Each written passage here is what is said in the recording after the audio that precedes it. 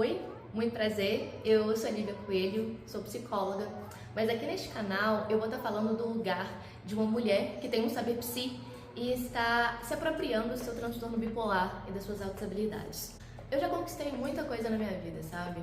Mas alguma coisa acontecia que eu não conseguia me apropriar dos meus talentos, me apropriar das construções que eu fui fazendo, processo de amadurecimento mesmo, sabe? Até mesmo a integração muitas vezes de saberes teóricos com a vivência do meu corpo, porque realmente havia uma questão fisiológica que precisava ser modulada. E nas redes sociais tem um pessimismo e um fatalismo muito grande quando a gente está falando de transtorno bipolar.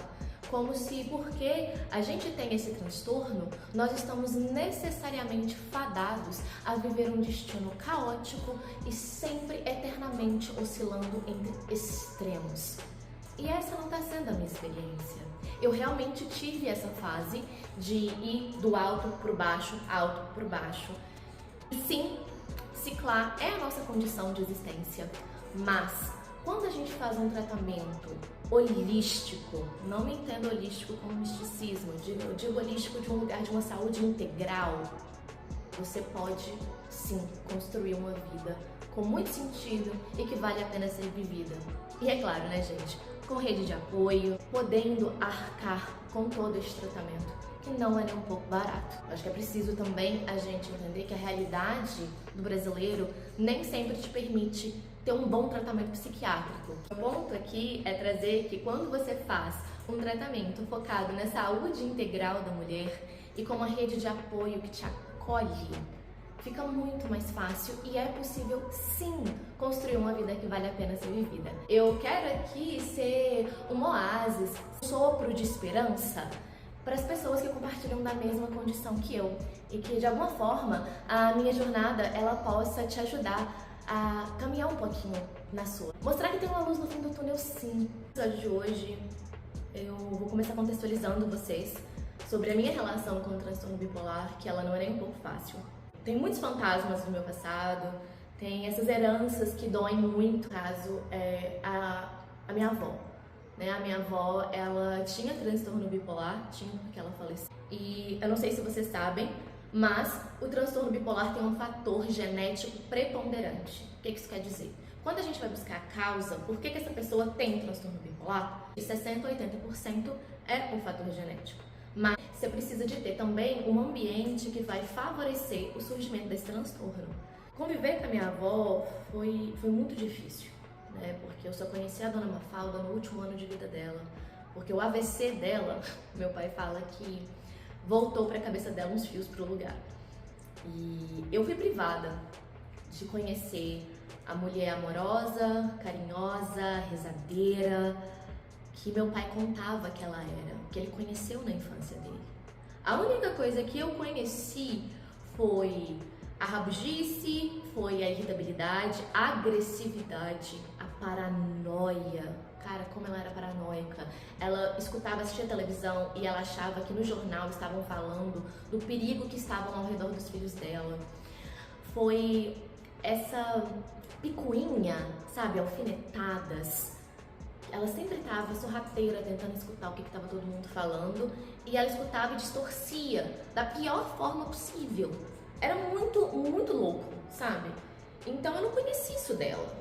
Eu não conheci. Era aquela senhora que a gente tava andando na rua e quando pensa que não, minha avó tava dentro da loja querendo comprar e gastando o dinheiro dela todo. E ela não podia comprar. Era assim. E, claro, sempre com muitos efeitos colaterais da medicação psiquiátrica.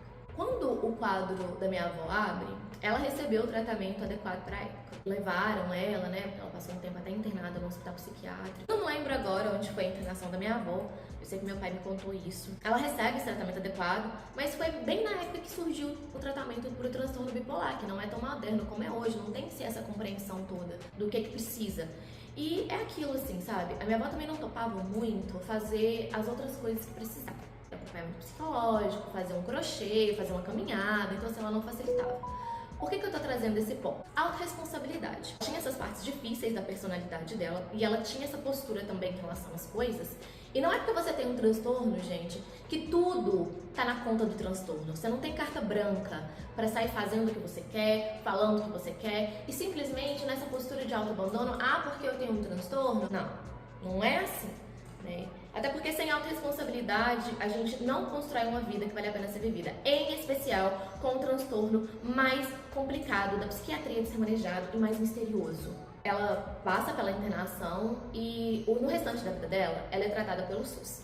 E aqui eu vou começar as minhas pontuações a respeito disso. Olha, viva o SUS! Eu adoro o SUS. Eu sei que muitas pessoas têm um acompanhamento psiquiátrico de muitíssima qualidade pelo SUS, inclusive pacientes que eu trato, tá? Mas esse não foi a experiência da minha avó. A experiência da minha avó foi essa que a gente escuta o pessoal reclamando aí o tempo inteiro na internet. Eu lembro do meu pai contar que quando ele levava ela no CAPS, ou então no posto de saúde para renovar a receita, minha avó estava claramente muito dopada. Ele fala, Lívia, os médicos eles nem olham para sua avó. Eles estão de cabeça baixa, tá vendo que ela não tá bem e estão mantendo a mesma medicação. Minha avó teve muito efeito colateral de medicamento. Era diarreia, era insônia, era boca amarga, boca seca, aquele trem todo. A outra coisa, minha avó também era bem hipocondríaca. Mas, em relação aos medicamentos, ela conseguia esconder. Minha avó escutava vozes, né? Foi tudo isso, o quadro ele foi sempre se gravando.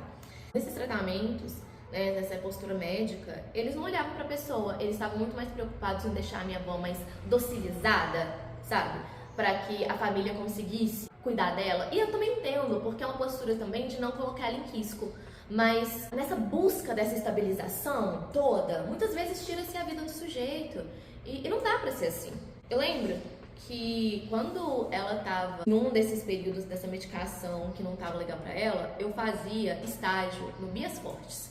Porque, como eu falei, eu sou psicóloga, eu estudei na UFMG, eu fiz estágio com o Antônio Teixeira na aula de psiquiatria. Eu recebi uma paciente que em um mês, quando entrou a quetiapina, e ela estava num delírio paranoide gigantesco, em um mês ela se ancorou de novo na realidade.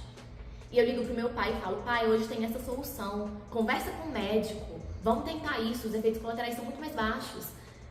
Meu pai demorou quase um ano para conseguir mudar a receita da minha avó. E sim, ela se adaptou muito melhor a essa medicação do que todas as outras que ela tomava.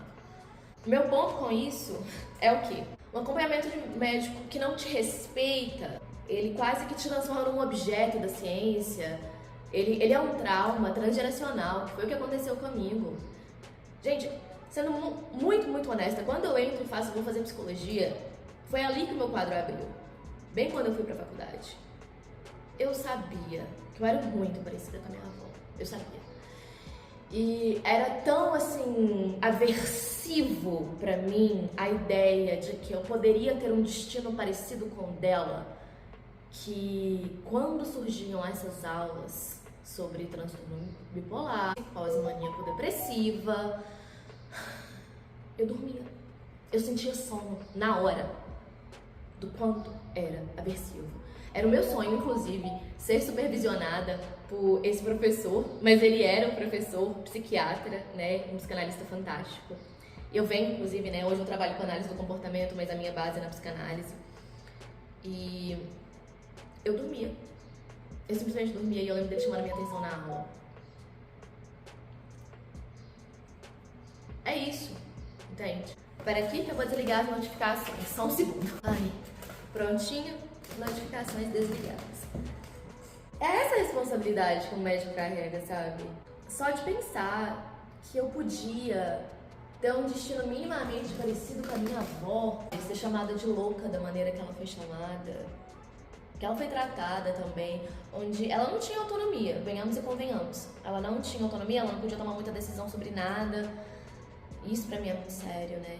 Eu sou a primeira mulher da minha família, dos dois lados da minha família, das minhas ancestrais, que pode falar o que pensa, que foi pra universidade, que pôde fazer tudo isso e que cresceu com uma mãe muito ambiciosa, falando pra ela o tempo inteiro, minha filha, se você não quer esquentar a barriga na beirada do fogão, você vai estudar. E eu sempre fui apaixonada por estudar. Então, era isso tudo que estava em risco pra mim, sabe? Quando vinha, talvez você tenha um transtorno bipolar. E talvez, muito talvez, você vai ser colocada numa internação domiciliar. Porque o tratamento da minha avó definitivamente não foi antimanicomial. Então aqui nesse momento eu estou tecendo diversas críticas a esse modelo psiquiátrico que olha muito mais para o transtorno do que para o indivíduo. Eu estou aqui tecendo sim uma crítica aos profissionais que não querem se atualizar, as pessoas que convivem com indivíduos bipolares e que não querem compreender o quanto que ele é misterioso, o quanto que ele é complexo, o quanto que requer muito acolhimento. Eu tô aqui sim, em especial, para criticar essa postura da medicina e de muitos médicos que não se interessam em estudar o corpo da mulher, porque a maneira que esses transtornos se manifestam é muito diferente no corpo feminino de um corpo masculino, porque nós mulheres temos um ciclo hormonal e uma comorbidade muito comum de mulheres que têm um transtorno bipolar é a TDPM. Eu também compartilho dessa comorbidade. Lívia, o que é TDPM? A TPM, que é transtorno, que te causa tanto prejuízo que você pode dar um atestado. Eu tinha 5 dias de paz no meu mês. O restante era isso aqui, ó. Você via direitinho. A minha ovulação era uma hipersexualidade que a minha sorte, que é aquilo que eu reclamei a vida inteira de ter sido criada numa família conservadora interiorana de Minas Gerais, foi um medo incutido dentro de mim desde sempre de ficar mal falada, que manteve, que me privou, que me poupou, que me protegeu de me colocar em comportamento sexual de risco. É uma coisa absurda, sabe? Eu lembro que eu até brincava, gente do céu, sabe, Bruna surfistinha no vintão, é esse o meu feeling aqui. Quando começava a vir, né, a queda, uns dias antes da menstruação, eu não sou uma pessoa que chora, mas era uma depressão, uma crise existencial muito grande. E era o dia que eu chorava. Tanto que a minha psicóloga percebe que no dia anterior eu chorava. Era o único dia. E ela vai me observando, ela vai começando a suspeitar a partir dessa minha oscilação hormonal, que tinha algo de mais grave ali. E desde a minha menarca, é muita dor, é muita oscilação hormonal. Então fica aqui a minha crítica à psiquiatria, que não é infundada, tá? Psicólogo não gosta de psiquiatra, não é de graça não, tá bom? E ao mesmo tempo, eu preciso agradecer muito os profissionais com os quais eu trabalho e quem me atende, porque eles estão sim nessa vertente nova da psiquiatria. Parece que você tem um parto todo mês. É de ficar de cama, é de desmaiar. É grave, cara. É muito impacto na saúde da mulher. Então, não, os médicos, eles não estão interessados nisso. E é em especial que tem uma forma hoje tão mais humanizada, com tanto mais respeito de tratar o transtorno bipolar, respeitando essa pessoa. O suspeito desses indícios já tem mais ou menos uns 14 anos. Eu tenho 12 anos de terapia no total, mas só há 2 anos atrás eu recebi esse diagnóstico fechado, que é um ponto também muito importante de trazer para vocês. São cerca de 10 anos até a gente conseguir concluir e fechar redondinho, com certeza, um diagnóstico de transtorno bipolar. Porque geralmente as pessoas chegam no psiquiatra nos episódios depressivos. Então ele muitas vezes é tratado como uma depressão e a medicação provoca uma virada maníaca. Síndrome serotoninérgica. Enfim, essa palavra aí. Aqui a pessoa fica tão bem, a pessoa não vai pro psiquiatra na hipomania, não. Ai, qual é boa. Pra quem vive no fundo da depressão, do que é uma depressão maior, gente, a virada hipomaníaca é ótima. Muitas vezes também são tratados como ansiedade, depressão, quando são casos que não são típicos, que é o meu, por exemplo. Estou bem fora dos casos clássicos de transtorno bipolar, até porque veio essa superdotação junto, que é autocuriosidade. Tá? As pessoas acham que superdotação e outras habilidades aparecem com predominância. No autismo, não é. Sabe o gênio louco? É caminhar o tempo inteiro, gente, na corda bamba, entre a loucura e a genialidade. É ter a faca, o queijo e a goiabada na mão, mas você não saber como cortar. Porque tem uma questão fisiológica aqui muito, muito forte. Tem mais ou menos 10 anos, mais ou menos 14 anos, eu suspeito, né? Eu percebi essas similaridades. Tem também esse tempo todo que alguns parentes pontuaram e eu obviamente falava não, definitivamente não é, porque muito medo de levar a vida da minha avó. 2 anos que o meu diagnóstico está fechado e tem 2 meses que eu tô com a medicação adequada. E é justamente porque teve uma virada muito grande na minha cabeça, depois da medicação adequada, que veio a ideia de fazer esse projeto. Porque mudou muito. Eu finalmente dei conta de integrar tudo que eu fui construindo e que eu não conseguia, e agora eu consigo pegar o queijo e a goiabada, sabe, cortar e comer. Porque eram as outras pessoas que comiam o meu queijo e a minha goiabada, sabe? Surfavam na minha onda e muitas vezes me roubavam de mim. Então, do mesmo jeito que eu tô contando pra vocês a minha história, agora eu vou contar pra vocês a história do transtorno bipolar. Porque essa cabecinha aqui, ela funciona assim. É sempre o micro e o macro. Como que a cultura nos impacta o tempo inteiro. Como uma boa analista de comportamento que sou, como uma pessoa apaixonada por antropologia, ponto da psicanálise, não tem como negligenciar isso na minha história, tá bom? Então, vamos lá. O transtorno bipolar, ele não é uma invenção moderna. Desde o século I depois de Cristo, Aretos da Capadócia já descrevia sintomas que hoje associamos ao transtorno, observando a alternância entre episódios de muita euforia, muita agitação e produtividade e a depressão. No século XIX, os psiquiatras Jean-Pierre Faure e Jules Balaguer, não sei se é assim que pronuncia, descreveram a folie circulaire, que é a loucura circular, com episódios de mania e de depressão.